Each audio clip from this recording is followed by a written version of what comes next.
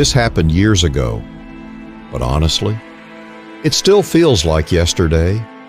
You ever been to a haunted house? Or worse, a place that's not just haunted but cursed? This story, it's not about ghosts you can see. No, this is something darker, something that followed us home and never let us forget. I remember that day so clearly. My friend Sarah and I, young, dumb, looking for an adventure, decided to check out this old abandoned house on the edge of town. People had been talking about it for years. They said the owner just vanished, like poof, gone. No one knew what happened. And yeah, they said the place was cursed, but honestly, we didn't buy it. We just thought it'd be fun. That Saturday, we drove out there. The house wasn't easy to find. It sat at the end of this long, twisting road that cut through the woods. You had to be brave, or I guess just reckless, to go there. And when we finally pulled up, the front door, wide open, that felt weird, but we shrugged it off. I mean, old houses get broken into all the time, right? We stepped inside, and man, it was quiet. Too quiet. The kind of quiet that makes your skin crawl. Dust covered everything, and the air, freezing, way colder than it should have been. It felt like the house had been untouched for years. My footsteps echoed through the rooms, and at first I thought it was kind of cool, until we noticed the weird stuff.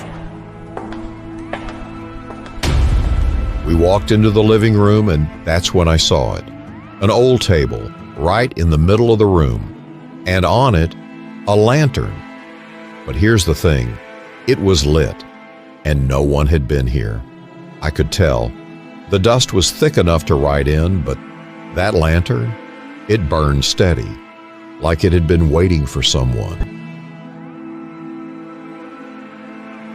Sarah and I locked eyes. Neither of us said a word.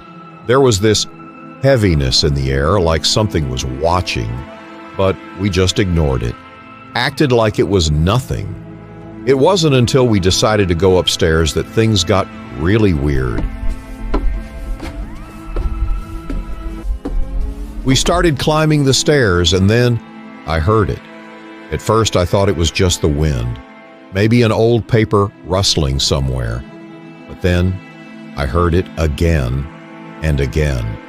Footsteps, slow, dragging footsteps. They weren't ours. I looked at Sarah, her face completely white. She heard it too. We should have turned around, we should have left, but we didn't. I told myself it was probably an animal, maybe a rat, but deep down, I knew it wasn't. At the end of the hall, there was one last door. It was cracked open, just a little. We pushed it. The room, pitch black, except for this thin strip of light from the hallway.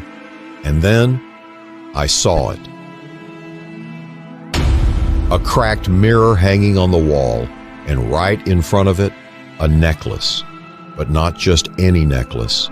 It was old, tarnished, covered in dust, and something else, something red. At first I thought it was dirt, but when I touched it, dried blood, my heart just stopped. Sarah gasped behind me, neither of us spoke. We didn't have to. We both knew this was wrong. We needed to leave, now. But as we turned to go downstairs, that's when it happened. I heard a voice, not with my ears, in my head, a whisper, so close, so familiar, but I couldn't make out the words. I couldn't understand what it was saying, but I knew one thing for sure. Whatever was in that house, it did not want us there. We ran. We bolted down the stairs, and the second we hit the front door, That chill hit me again. This wasn't just cold air. It was something else, something darker. I didn't look back. I just grabbed Sarah and we ran. We didn't talk for a long time. What was there to say? But deep down, I think we both knew. That house, it wasn't just abandoned, it wasn't just empty. There was something in there, and it had been waiting for us. Weeks later, I found Sarah staring at her reflection in the mirror. She didn't move, didn't blink, just stood there, whispering something under her breath. When I called her name, she snapped out of it. But her eyes, they weren't the same. We never spoke about it again, not to anyone, not even to each other.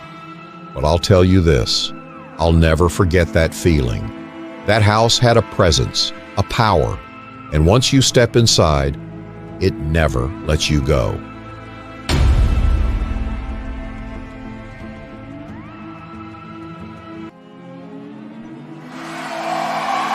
And remember, it's never just a story, not until it finds you.